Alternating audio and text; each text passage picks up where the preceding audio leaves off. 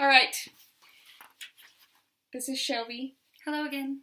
And I'm Stephanie. Mm-hmm. And so we are just going through, and Shelbie is going to share a little bit of her insights from the past couple weeks in the Magical Mothering Method. And then we will go in and do some more deep healing work together. So thanks for being a part of this. If it helps you in your own journey, please comment below or go into the Magical Mothering Method forums and share.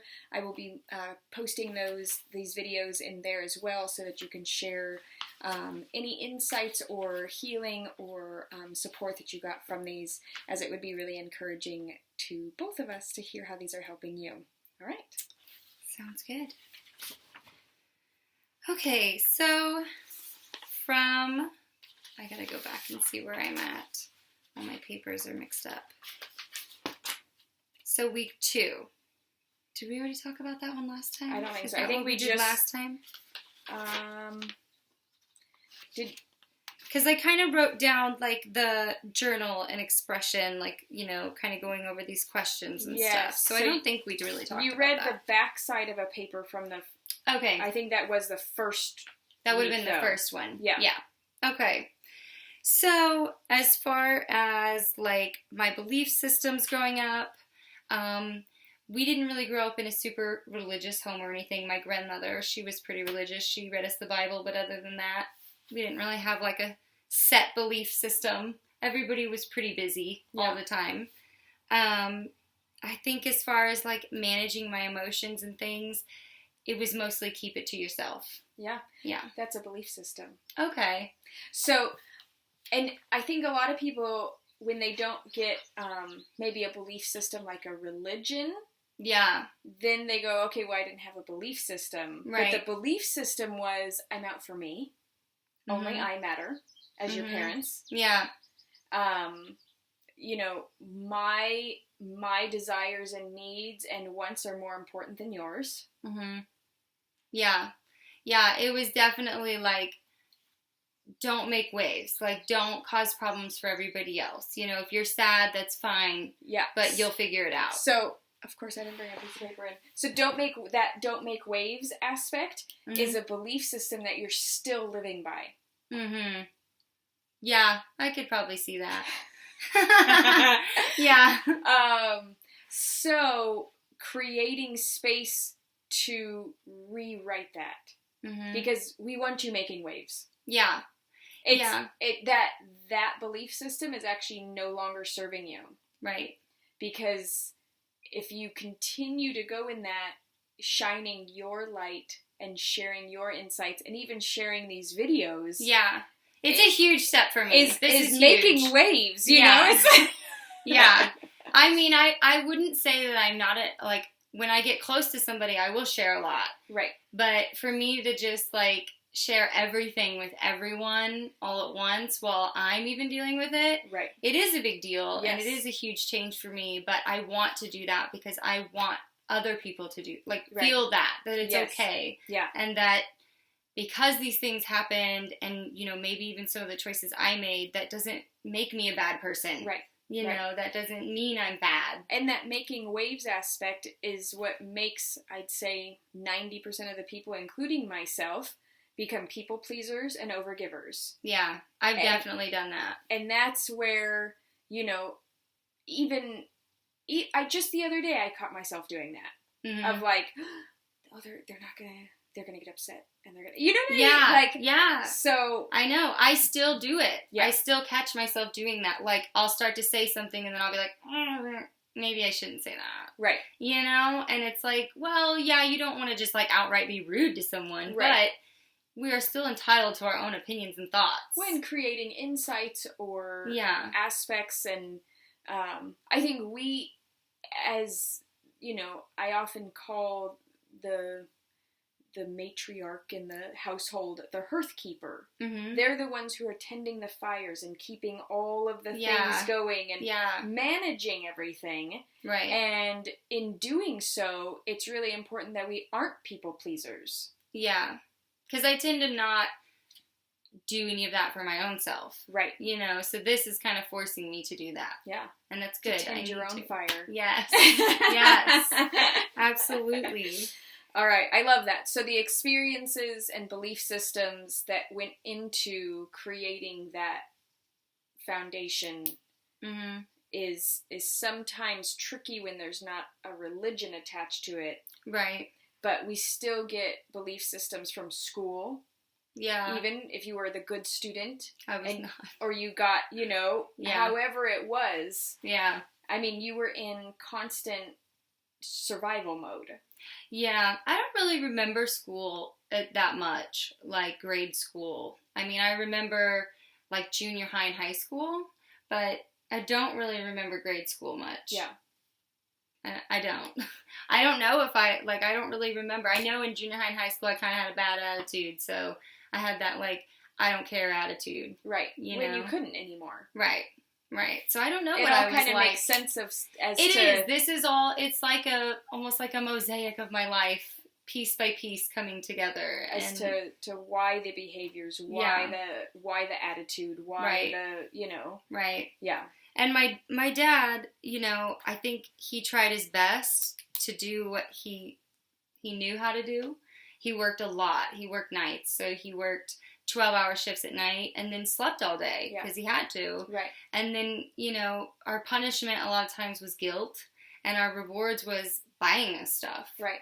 You know, so he didn't really know any other way to go about it. And then as far as what made you feel safe, I would say my brother for a long time. Yeah. I mean, he's the only thing that really made me feel safe as a kid.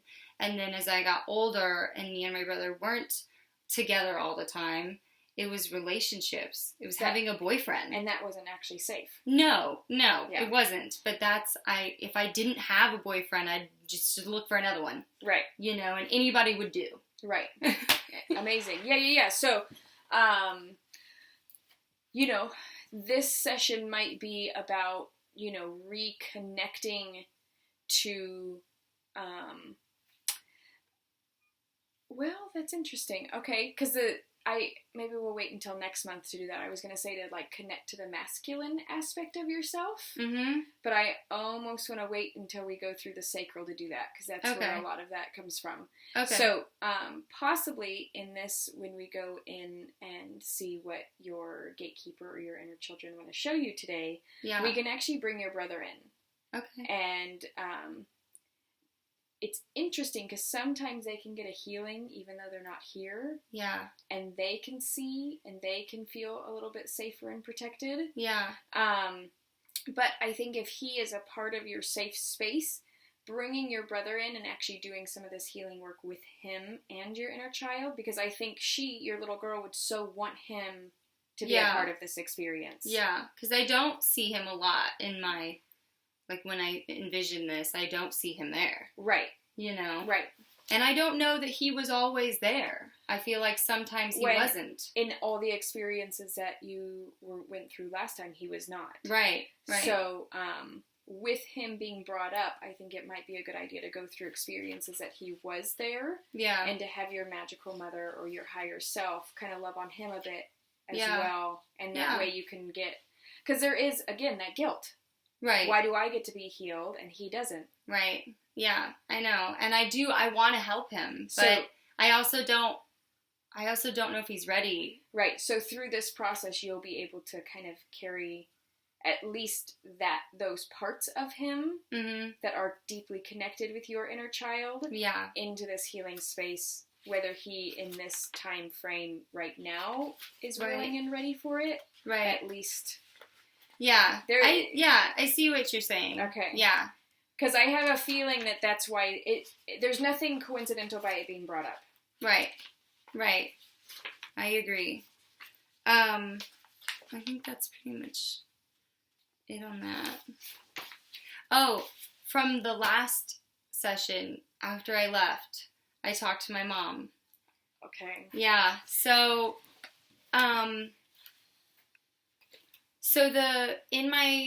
the last time in my vision with the dragonfly, and he brought me to that waterbed. Yes. And then it just kind of stopped. Yes. And then when I went above and I saw it from the top, and I had the vision of Tony being on my mom and me standing off to the side, I don't think it was my mom. I think it was me. And I think that in that moment, I wasn't ready to know that. Wow. Because when I asked my mom about that, because I told her what I was doing, I told her about the videos and stuff, and how did she? Do you mind if I ask how she felt about it? She at first she was kind of like shocked, a little upset that like I'm just letting everyone know this, but it's my story to tell, right? And it's not a secret, No, I didn't do these things, right? But she wants me to feel better, and I think she feels a lot of guilt, and I think it resurfaced with me bringing it all back up. Which is not a bad thing. No, I think she needs to heal too, because I think she's held on to the guilt for a long time. Right. And I told her, I'm not mad at her, and I'm not. Right. I'm not mad. I just want to know. Right. And I just want to understand so that I can heal. And then what she chooses to feel from that is her choice. Right. So I told her that I thought something happened to me with Tony, her ex, and she immediately said, I thought that too. And I just, at first I was like, well then why wouldn't you protect me? Right. But at the same time, she was a drug addict. And I am going to ask you to feel fully those, rather than saying yes, but. Right. Yeah. But she had her own stuff. I don't care if she had her own stuff. Yeah. She should have protected me. Someone should have protected me. And that is her responsibility. Yeah. That is her responsibility. That is her fault. Yeah. She is the mother. Yeah. That was her role and job, and she decided to not do that. Yeah. She decided to be a drug user. Yeah, that was her choice. Those were her choices. Yeah. And whether, drug use or alcohol abuse is a disease, there's all choices. Yeah. Choices are choices. She could have stayed in the situation and at least not had me there. Right. She could have told your dad, no, she can't come.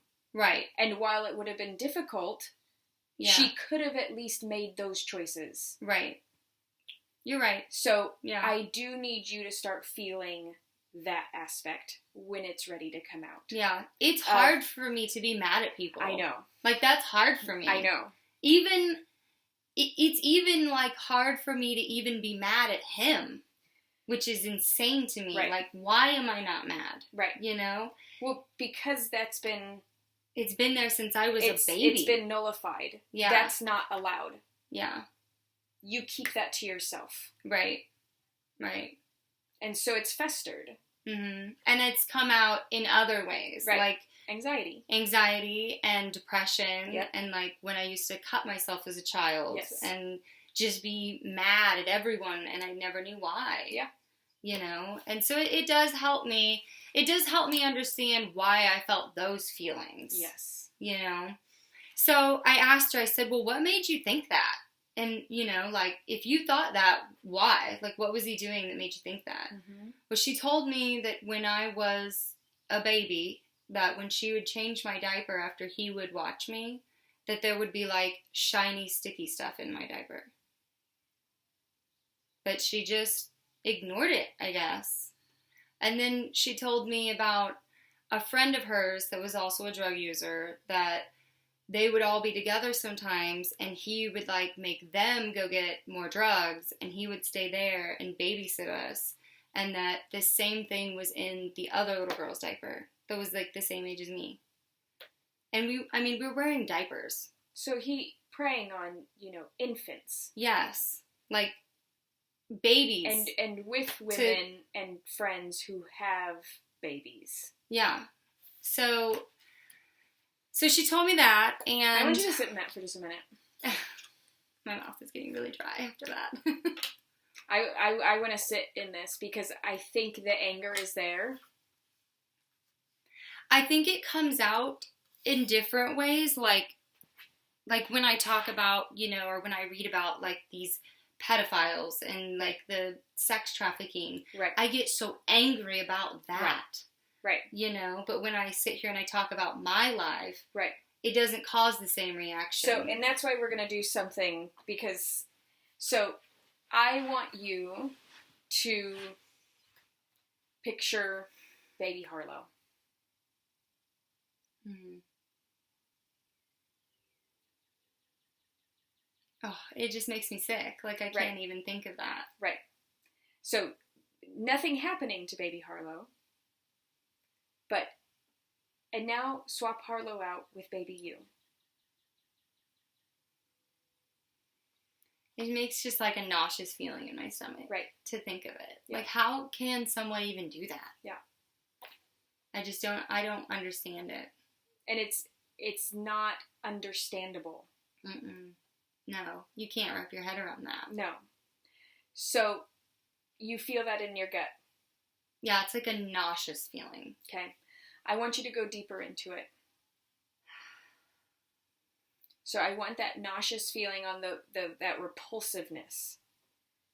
I want you to go into that repulsiveness and really find the absolute core of it. I almost feel like it opens into like this abyss, like, which is where all this void, which is where all the emotions are going. Mm-hmm. Does that make sense? It does. I have always been able to just kind of like suppress it all. Right. So I really want to kind of jump into that rabbit hole. I want to jump into that dark void and find it's not bottomless. Yeah. Are you ready? Mm-hmm. Okay. I think so. All right. So we're going to start there because I think we need to get to a space of feeling. Repulsion and all of these are completely, absolutely yes, but they're still outside of yourself. Mm-hmm. Does that make sense? Yeah. Because when anybody reads about a pedophile, it's disgusting. Right. But when you understand that you yourself has been violated, it should create deep, dark rage. Yeah. Yeah. It should. And so I still feel like there's a separation of those feelings. Yeah. And they're just falling into this abyss. It's like, it's just a fact. Like, it's just like, okay, there's that fact. Right. You know it now. Yes. And then I'm just like, okay. Okay, check. Yeah, check that off. We know Checked that it now. off the list. Yeah. Like, all right, I got the memory back. But there's still no connection. Right. Does that make sense? It does make sense. So I don't want to go through and just get a whole scrapbook. Right. Because that's... I want you to feel again. Yeah. Yeah.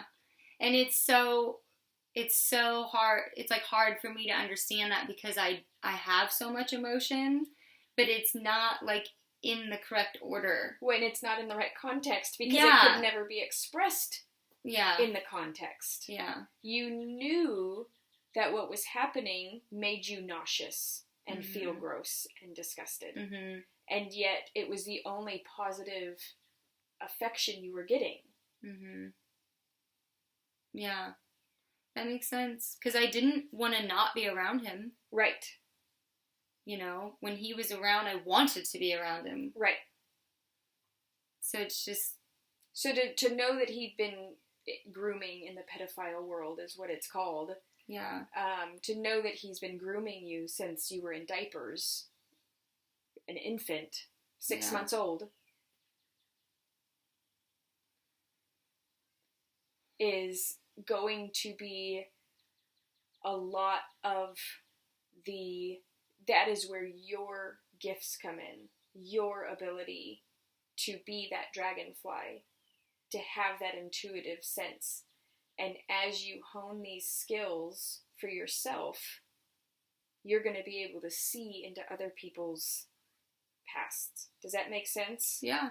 Because you have these abilities. Yeah. Not everybody has those abilities. Okay.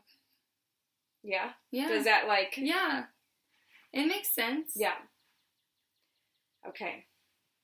So, we're going to be not going into the memories, but we're going to be on a journey finding where the emotions are stored. Okay. Okay. Okay. So I'm going to have you close your eyes. And I want you to feel in that pit of your stomach where that space of nauseous repulsion is stored. And when you're there, I want you to go through that like portal, that facade of like that anxiety is stored there as well, right? Mm-hmm. Anxiety is stored there. Probably sadness is stored there in some aspects, in that like pit of the stomach sadness. I want you to go through that portal as if it's just the facade of what it's hiding.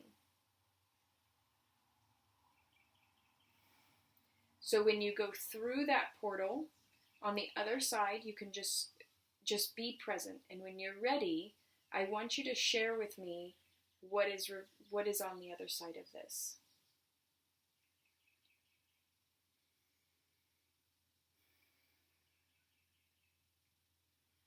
I just kind of picture myself walking through a door into black. Yes. Okay. So I'm going to have you, if it feels safe, to jump into this black hole.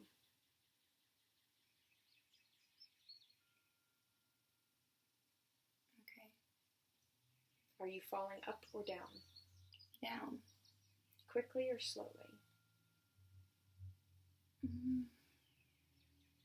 Quickly. When you reach near the bottom, you are going to stop before you hit the bottom, as if hung by branches or feathers or birds or angels or fairies, whatever slows you down before the bottom, and let me know when you're there.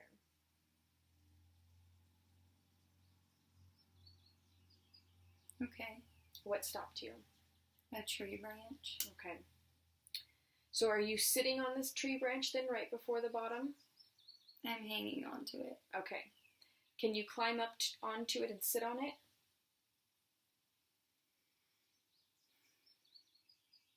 Mm-hmm. I want you to look at the bottom from where you're sitting. What is the bottom made out of?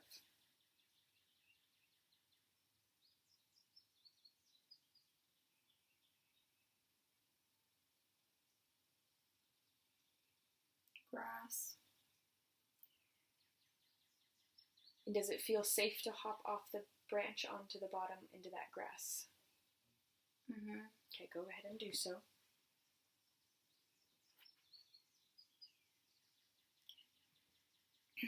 Is there a direction or an opening revealing where to go next?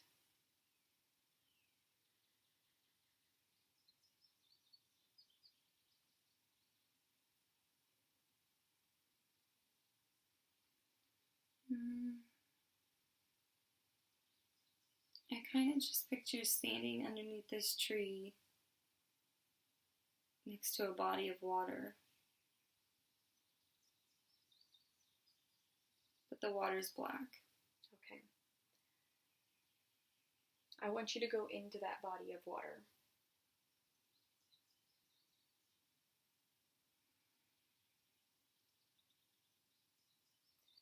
You're going to be able to breathe if you do submerge under it, but you're going to find a treasure box under this body of water.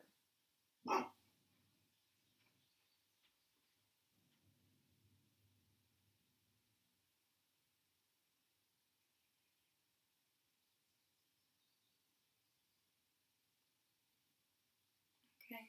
You found it? Mm-hmm. You're going to bring it up to the surface, to that grassy space.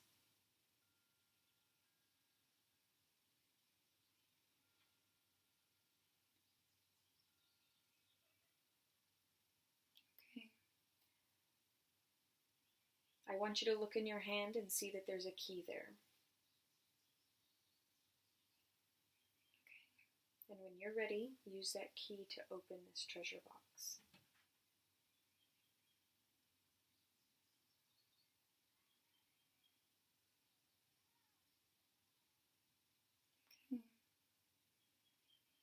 when you're ready, open the lid.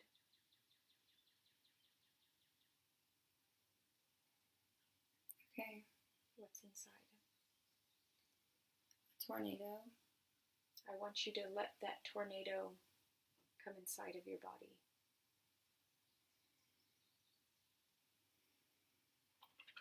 What else is in there?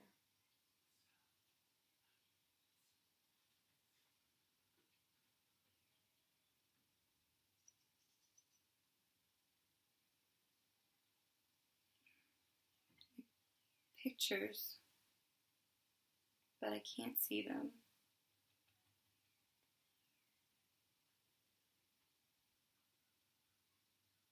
Is that tornado still happening inside of your body? Mm-hmm. What does it feel like?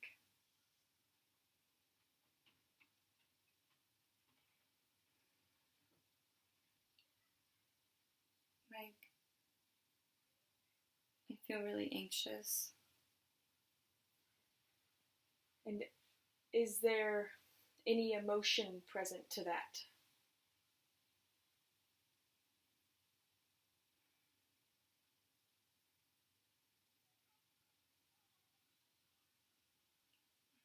Fear and anger, and I feel really hot. Okay. I want that to, it's almost like stirring up and gathering all of those emotions, yes? Mm-hmm. So let it just literally go throughout your entire being right now and gather up all of those lost emotions in every nook and cranny of your body right now. And allow for it to build up and build up and build up.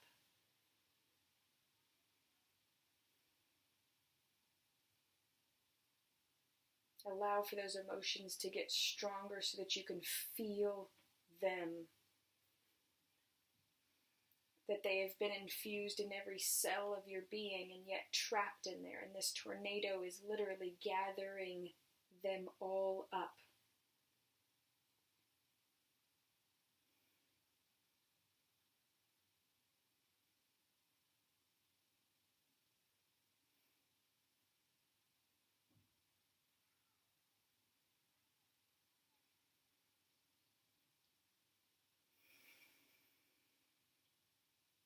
And when you're ready, I want you to pull that tornado out of your body and hold it in the palm of your hand.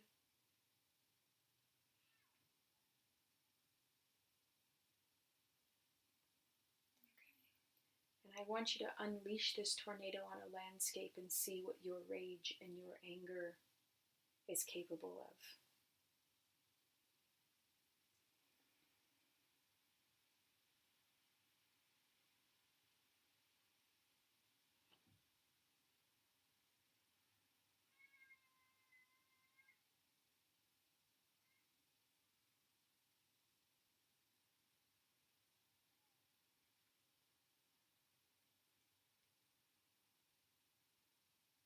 I see you go through a forest and all the trees fall down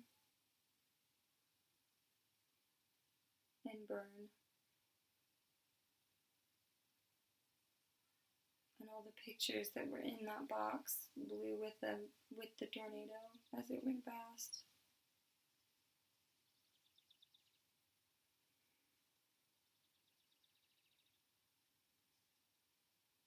I want you to go back over to that treasure box now and see what else is in there.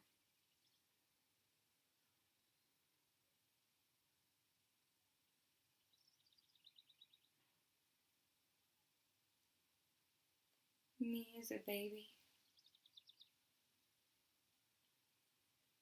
So is there an actual baby in the treasure box? Yes. What is the emotional state of that baby? It's crying. Will you pick up that baby?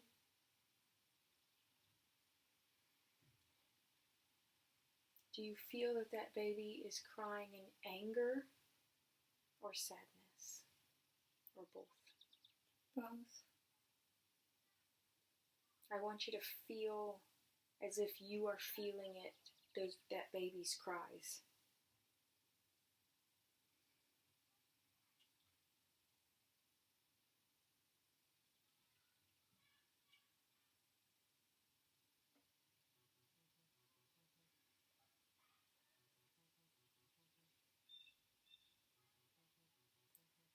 as you're feeling, or at least sensing that baby's emotional state, I want you to let that baby know that she can cry and be angry and be sad for as long as she needs to catch up to where you are now. Does that make sense? Mm-hmm. That baby wants to scream and cry and be loud and make waves and make everybody else uncomfortable. She is allowed to do that.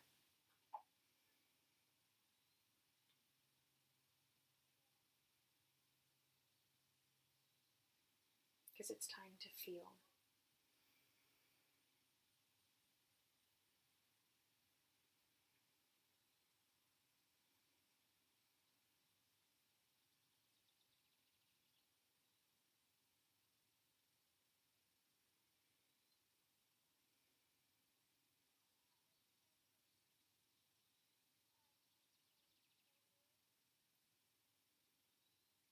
When you picked up the baby, did a shift happen?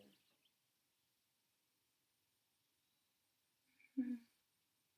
Is it still screaming and crying as much?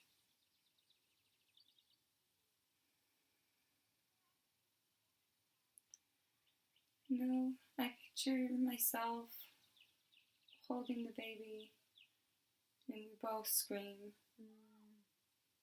and let it out.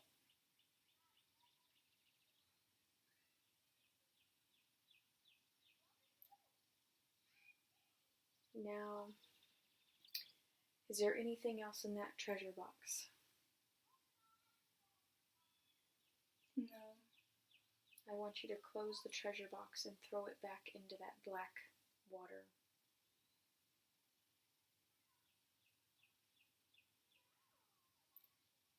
And as it goes to the bottom, what color does the water change to?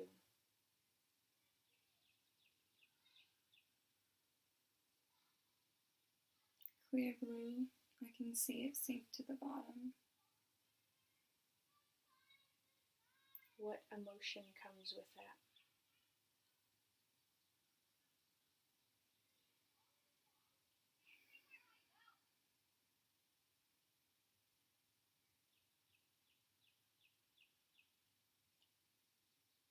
Like peace.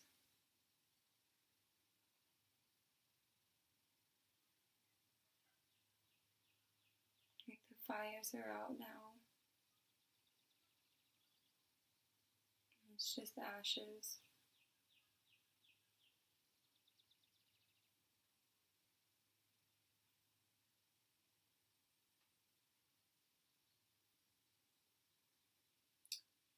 Did any of those photos come back? No. Do you feel complete with this experience?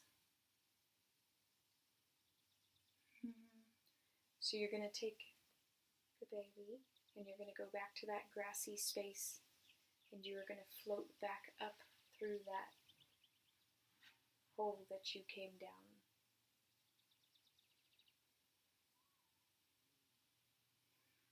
And when you get to the top of that doorway, back to that door frame, let me know.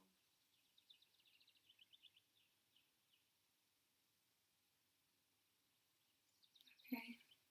Now I want you to step back through that doorway, back into that space in your stomach that you came through originally. Mm-hmm. What emotion is there now?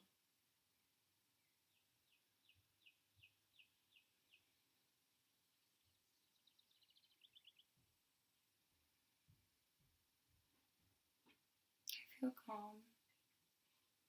The baby's not crying. And I want her to realize that she is safe and this is where she can stay.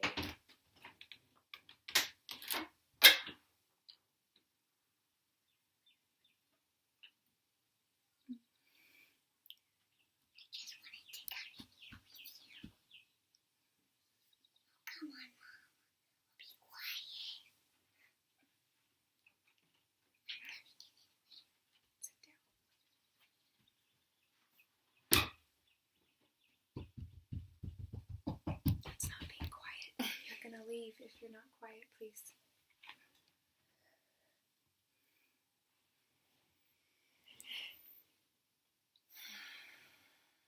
At least you've got timing, girl. Yeah. I was walking through the door as you were. The door opened. Literally did.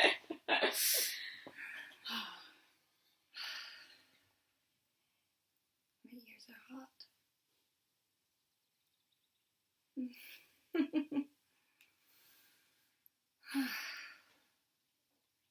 You found it.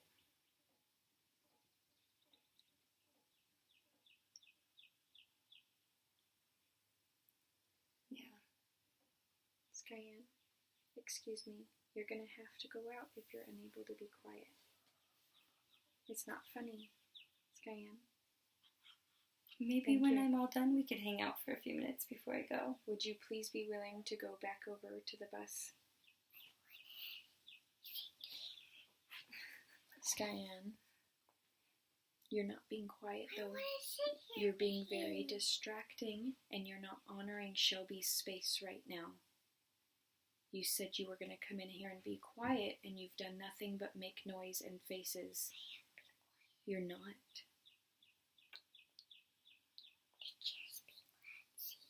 Skyen, I really would like for you to honor the space.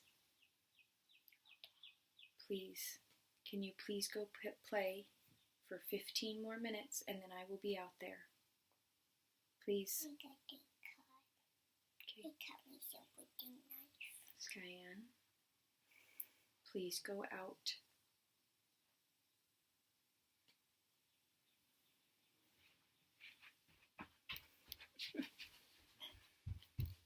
Thank you.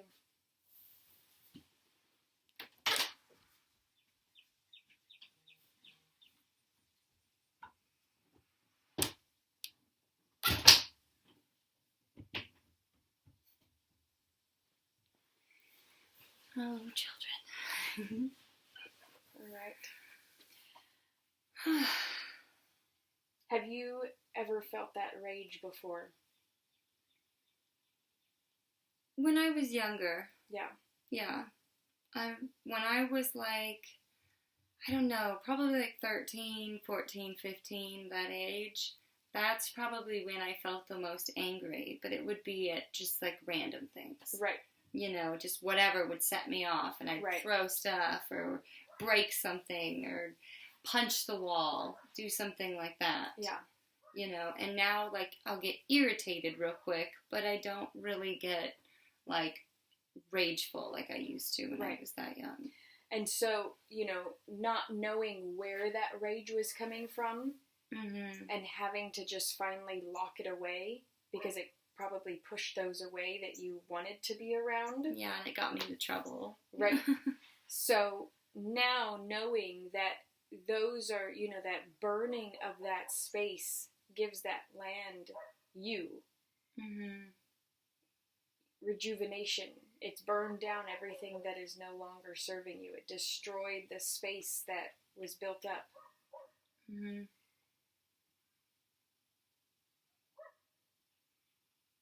It's interesting that that's what I envisioned, and people actually do burn land to put nutrients back into the soil. Right.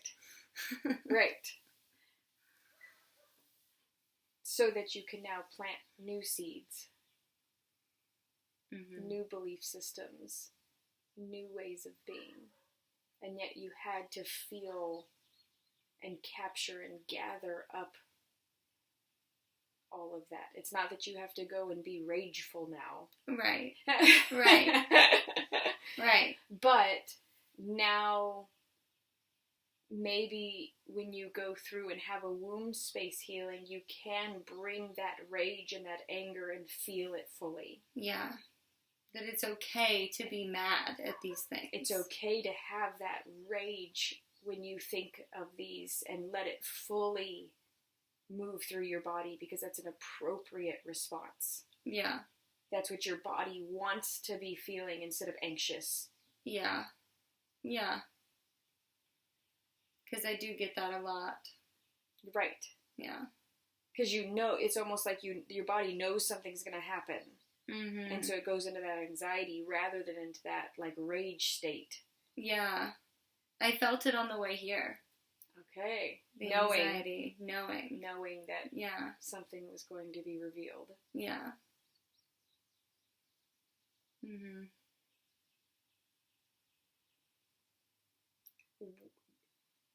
This baby that you found, different than last week's? Yeah. This was like an infant baby. Before it was like a 2-year-old baby. You know, okay. like small child baby. Yes, okay. This, when I pictured this baby, it was swaddled in a blanket. This was you. Like me, 6-month-old baby. Yes, okay. Yeah. And when I talked to my mom, and I told you I broke my arm the last time, and there was no exact story. It was either rocking chair or potty experience. I was 18 months old, so I was a little over a year when that happened. And when I told my mom, like, what I had been told, my brother is the one that broke his arm on a rocking chair. He was holding on to it, like, backwards and fell off and caught himself and broke his arm. Okay. She told me that she was not there or working or gone or whatever, and I was at home with Tony, and that he told her, because I was sleeping in that waterbed with him, that he woke me up to go pee and that I didn't want to go, so he grabbed me by my arm, and that's what broke it. But I think that the vision I had is how my arm got broken. Him holding you down. Mm-hmm. I think that's what happened. So you could have been 18 months old in that vision. Yeah. Because in my vision when I had it, I think I just told myself it was my mom, but I didn't really see. Because I was up above. Right. So I see Tony from the top, and I saw me to the side, but if I disassociated from my body, that's why I would see myself from the side. Correct. And I really feel like that's how my arm got broken. Wow. I just feel it. Right. When you know, you know. I mean. Mm-hmm. And my mom even said she never believed his story. And I do feel more angry now. Like, if you didn't believe it, then why didn't you question? Yeah.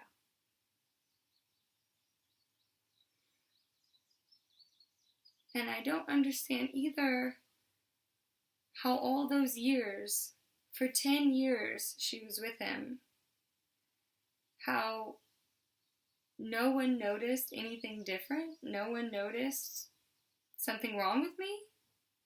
No one knew? Right. I mean,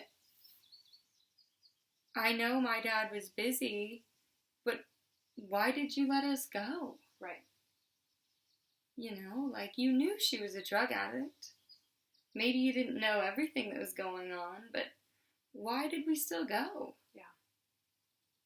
I just don't understand that. If I have any feeling that something's not right, I don't let my child go. Right. And I just don't understand how they didn't have that. And why, even when she did, why you didn't say anything. Or trust it, or look into it, or, yeah. So drop back down into your body, though. Because you notice how you started to feel and then immediately went into your head to think about it. Mm-hmm.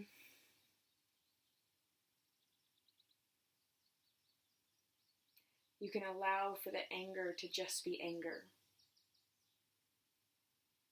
Does that make sense? Mm-hmm. Without the questions, without the thinking about it, without the trying to understand, you can let the anger and the sadness just be what they are. Because it doesn't make sense. It will never make sense. Yeah. there is no sense to this. And I think I've always just tried to make some sort of sense of it. It doesn't, there's no amount of thinking that can create an answer as to what human could possibly be okay or allow for that to happen. Yeah.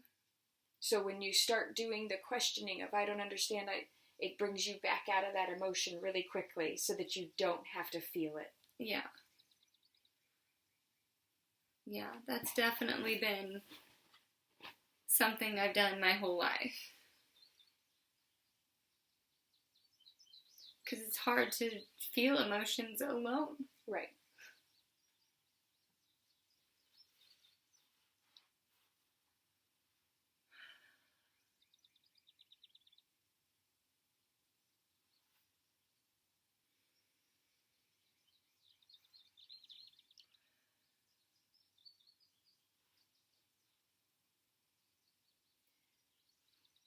So, with that, that's going to be something that I want you to start integrating. The second you have an emotion, I don't want you to start intellectualizing it. Yeah.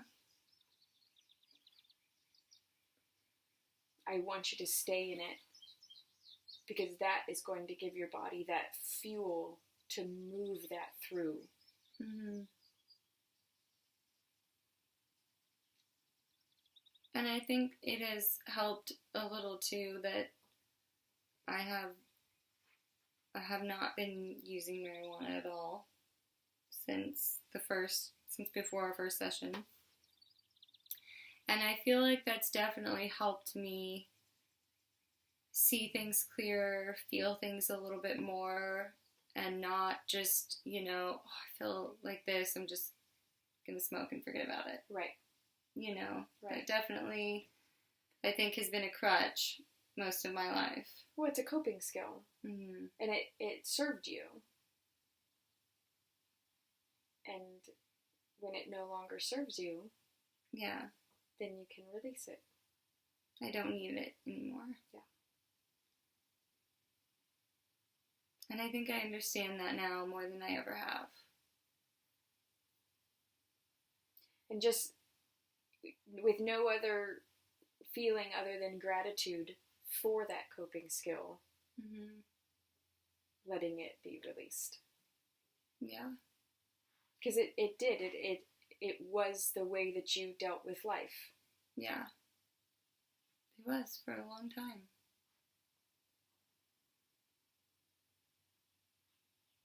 But it's time to feel, and it's time to not just cope with life anymore.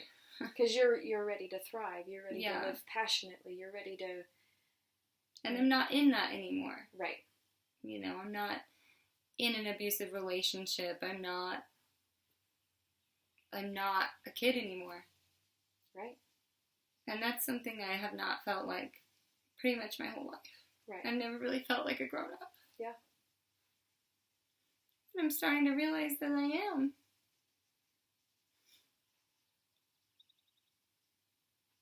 And there's power in that. Mm-hmm. That I can make my own choices, and it's okay to make mistakes and to figure things out. Yeah. And not have to have someone do it for me. Yes.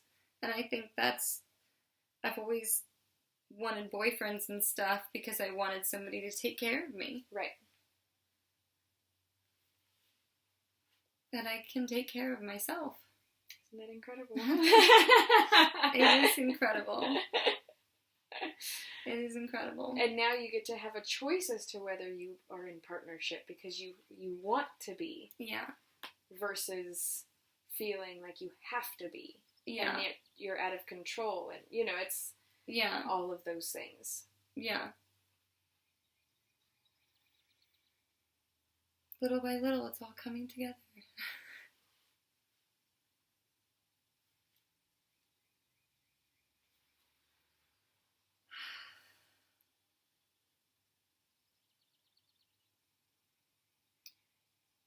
So my question is, do you want to go back into that memory specifically and gather up that little girl?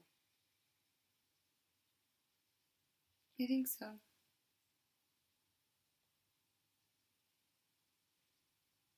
I think I need to. Otherwise, she's stuck in that position. I don't want to hold on to anything anymore. Yeah.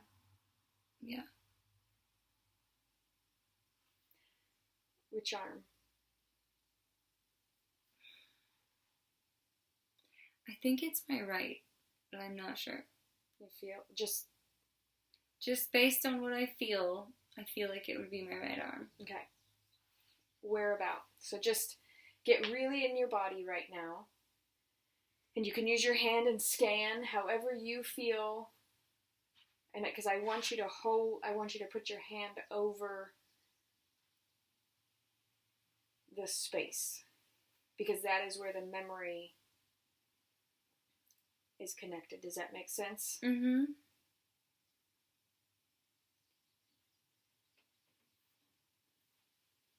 So we're going to go. I feel like we don't need the timeline right now because it's so fresh. It's like right there. Yeah. So, whenever you're ready. Okay. I want you to hold on to the spot in your arm that you feel like it was. And I want you to apply enough pressure that the memory comes back to you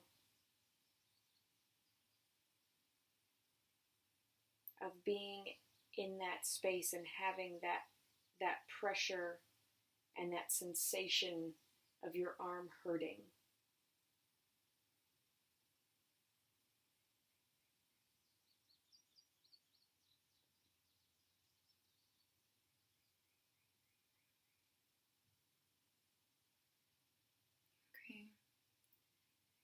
Now I want you to envision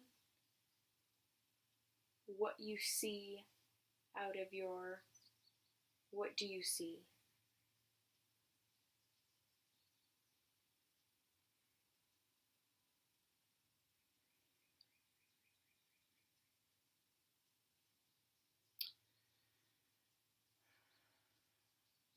I see the waterbed. But I'm looking up at the fan on the ceiling. And when the fan's on, it swings in a circle.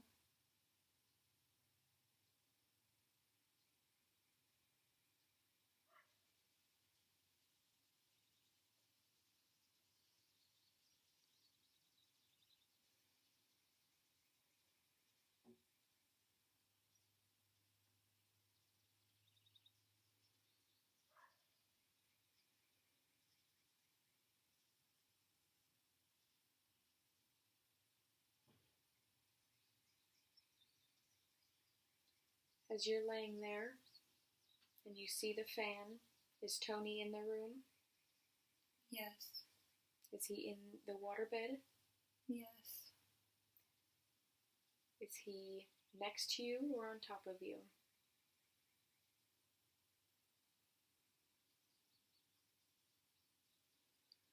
On top of me. I mostly just picture his face. Do you feel the pressure on your arm as well? Mm-hmm. Is he saying anything?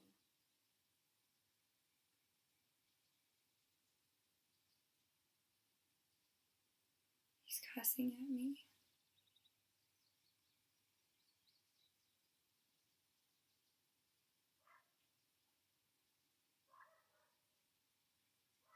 Telling me to stop moving.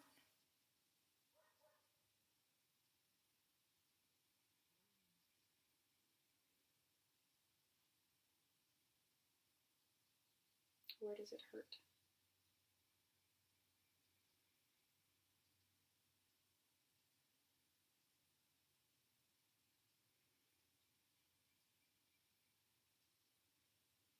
My wrist. whole body.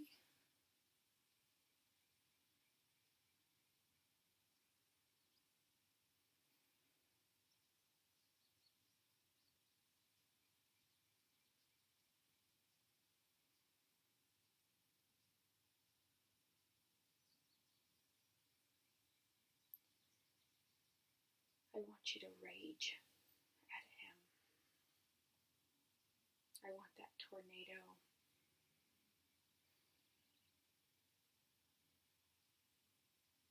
to come out.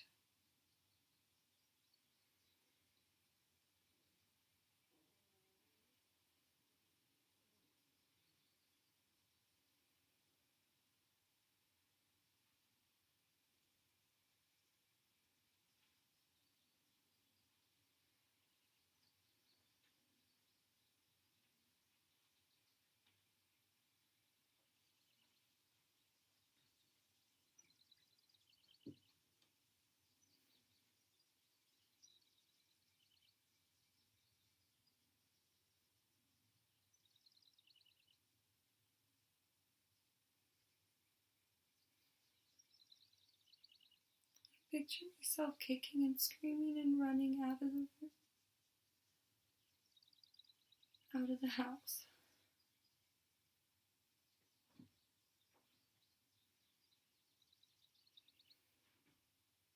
Where do you run to? In the cornfield.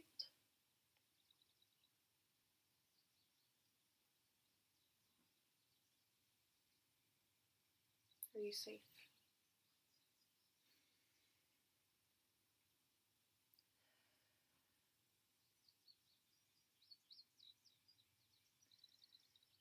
When I turn around and look, the house is on fire.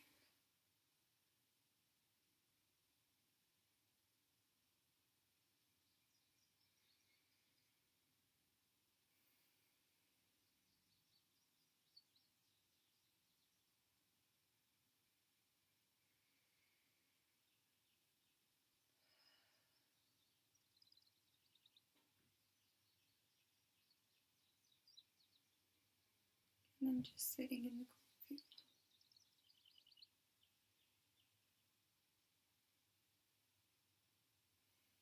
Can you have your higher self come meet you there?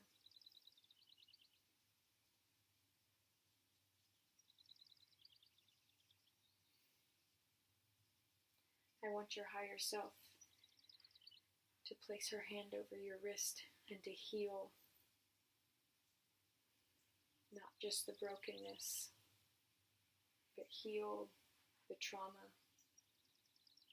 the conditioning, the programming, the pain, not just in your wrist, now to your entire body that happened in that moment. I want every cell in your being that got programmed from that moment specifically to be made whole, to be put back together, to be mended.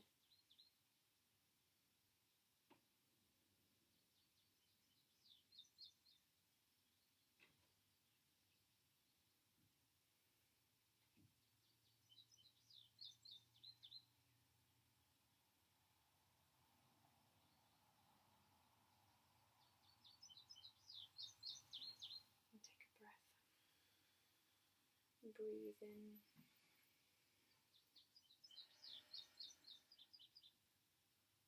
That mending, that healing, that repairing.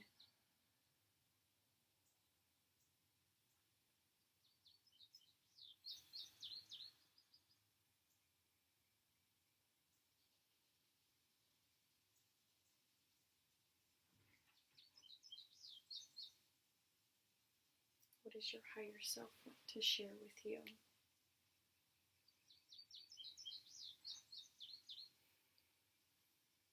sitting in the cornfield.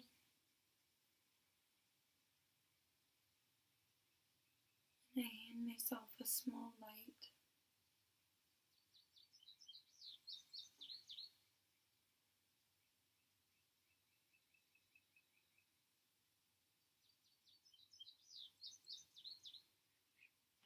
tell me that I know what happened and that it's not my fault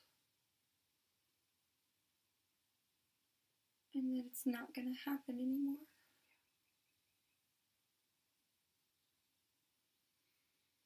But he's gone now.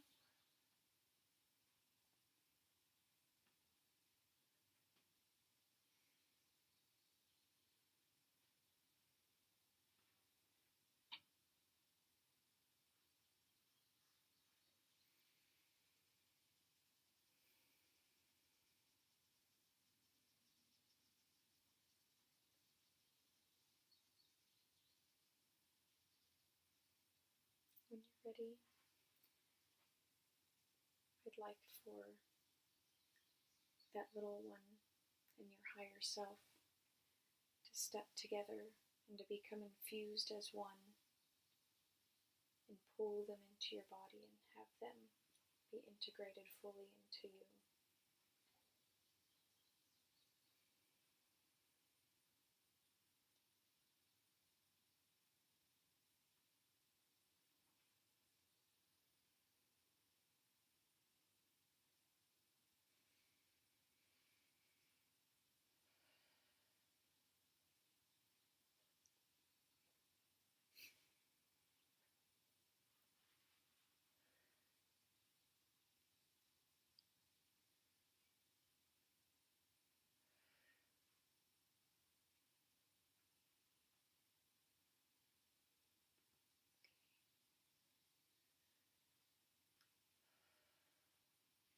When you're ready, you can come back to this moment.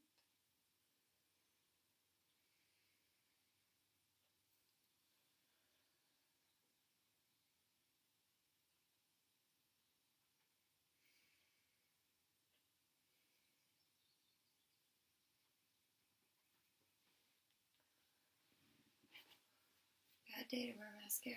It looks great. You're good. Must be that waterproof kind.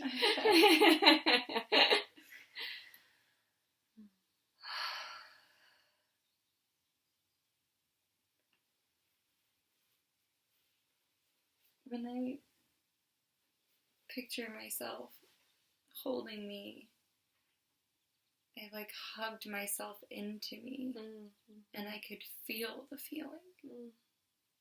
That's when you could feel it finally. I know that's what happened.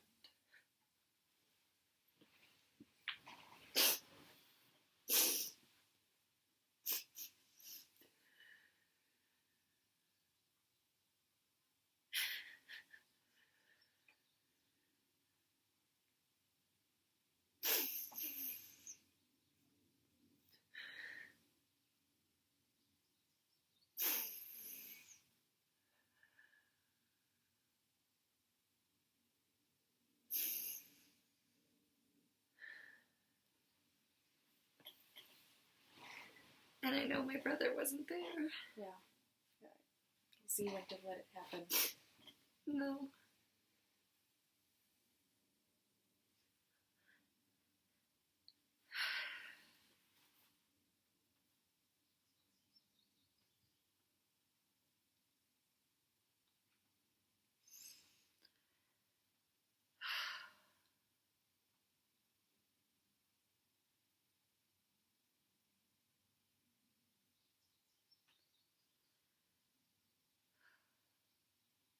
It's overwhelming. Yeah.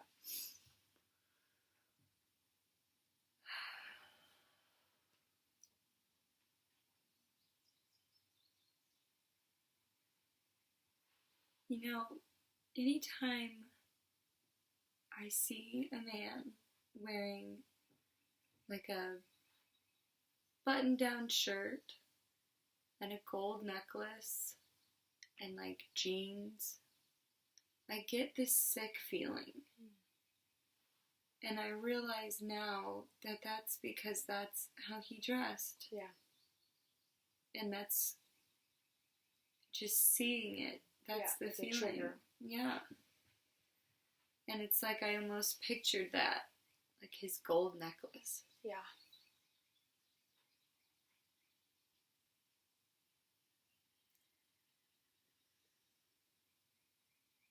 And it's weird because I can't picture a lot of people's faces in my mind, but I can picture his. His is burned in there. I can still barely picture my own face. Right.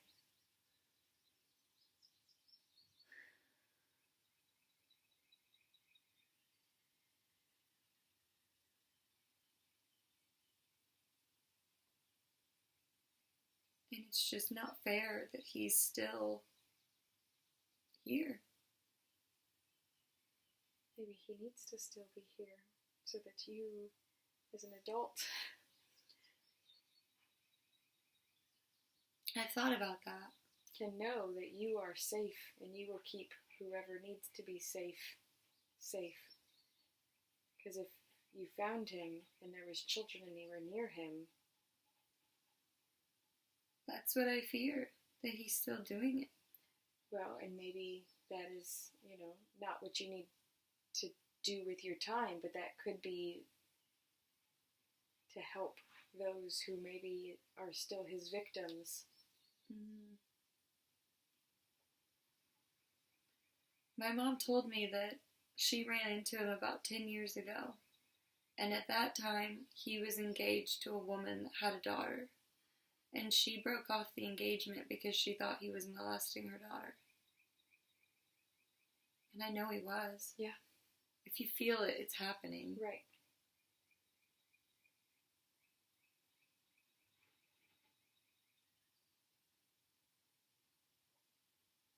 He needs to be stopped.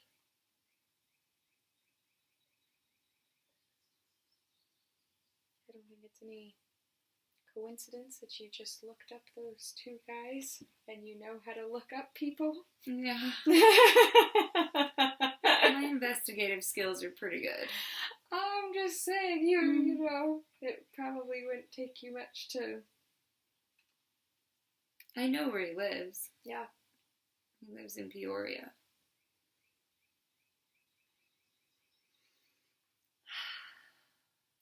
It's not too late to create space to create justice. Mm-hmm.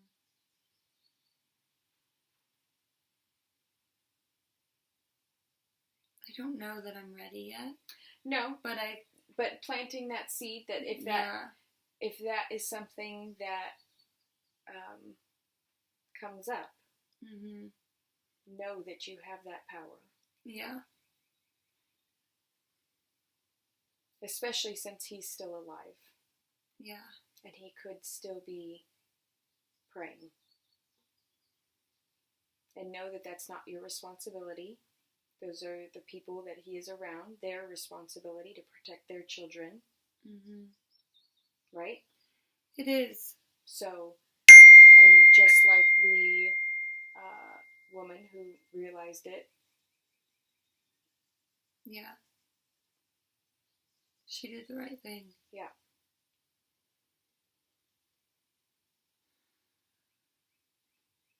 He almost died several years ago. It's probably been more than 10 years ago. I think I was pregnant with my son, so I would have been 16. And I went to go see him. In the hospital bed. He had overdosed and his brain was swelling. And I thought he was going to die. And I was sad. And I convinced my mom to take me to go see him. And just like in my vision when I pictured him at his funeral and I was the only one there, me and my mom were the only ones there. Yeah.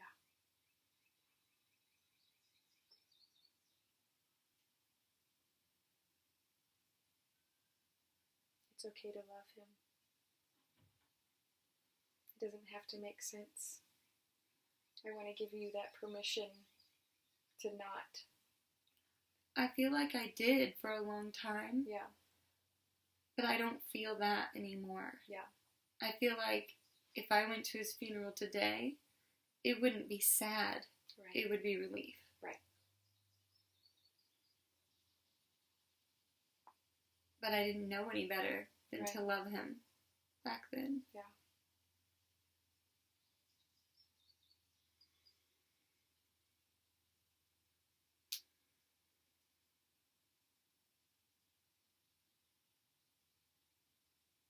Because feelings don't make sense. No. I can't rationalize everything. No, you can't intellectualize feelings away. They just happen. They do. They do.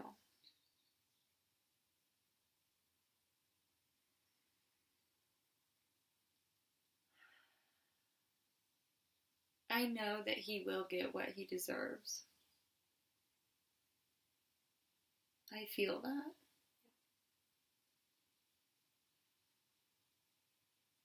I mean, he's obviously a heavy drug user. Mm-hmm. He cannot live with what he's doing anyway. Mm-mm. It makes sense why he's a drug addict. Right. Mm-hmm. That's another thing. My mom told me that his mom molested him and his sister when they were children. So he just basically carried it on. Right. And she also is pretty sure that him and his sister had a sexual, incestual relationship. Yeah.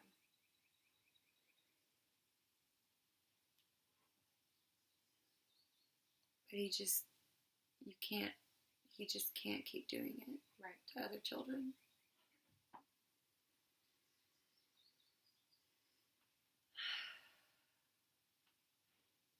I keep having this, vision or dream, I don't know which, that I send him a letter and it just says, I know what you did to me. And that it haunts him and just follows him around. And I keep feeling that, and I keep thinking of that. We know where he lives. I know how I broke my arm. Mm-hmm. I didn't. You did. Mm-hmm.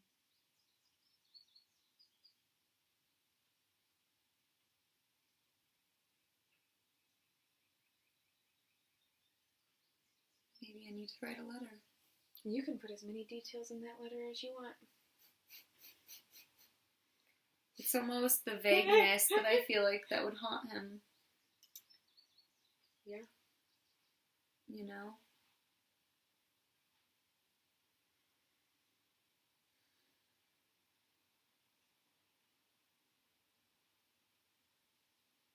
It's just so hard to believe that there are people like that in this world. It's not hard to believe. This is why the world is the madness that it is. Because there's people that are still not honoring children.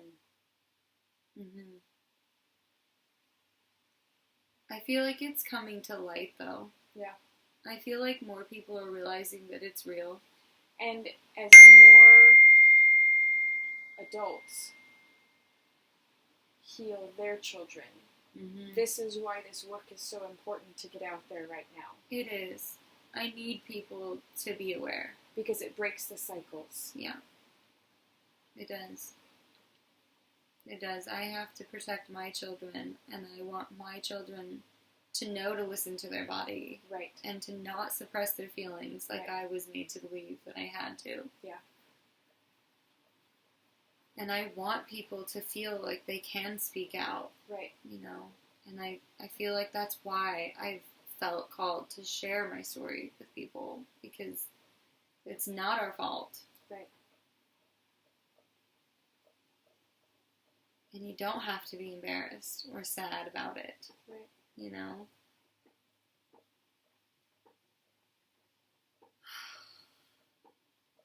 Well then. It's a lot.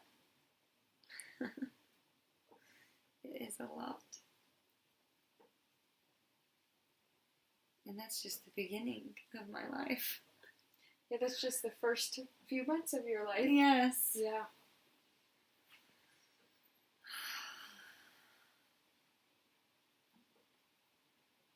The rain is fitting. It's cleansing.